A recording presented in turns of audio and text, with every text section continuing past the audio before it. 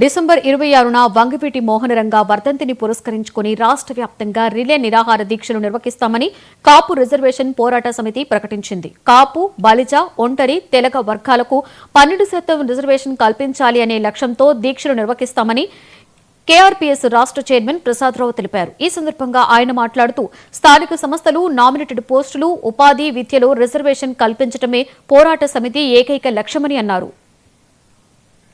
ఎందుకు ఏర్పాటు చేశామంటే చిరకాలంగా కాపు, తెలగ, బలిజ కులాలు ఎన్నో సంవత్సరాలుగా రిజర్వేషన్ల కోసం పోరాటం చేస్తూనే ఉన్నాయి. రెండు పార్టీలు, రెండు కులాలు మాకు రిజర్వేషన్ రాకుండా అడ్డుపడుతున్నాయి.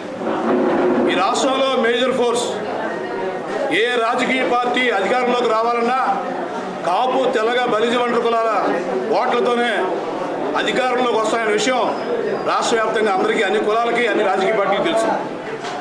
అయితే ఆంధ్రప్రదేశ్ ఏర్పడిన దగ్గర నుంచి ఈ రోజు వరకు అమాయకులైన కాపులకి విభజించి పాలించే సిద్ధాంతాన్న అనేక రకాలుగా ప్రలోభాలు పెట్టి మా మెజారిటీ ఓట్లతో ఓట్లు వేయించుకొని ఆ తర్వాత పోర్లో కరివేపాకులకు మమ్మల్ని పక్కన పెట్టి రిజర్వేషన్లు ఇవ్వకుండా తాత్సారం చేసినటువంటి ప్రభుత్వాలకి ఒక దిశని తెలియజేయాలనే ఉద్దేశంతో కేఆర్పీఎస్ కాపు రిజర్వేషన్ పోరాట సమితి, కాపు రాజ్యాధికార పోరాట సమితి ఎందుకు ఏర్పాటు చేశామో, దీని ద్వారా లక్ష్యాలు ఏంటని చెప్పి చెప్పడానికి మీ ద్వారా పత్రికాముఖంగా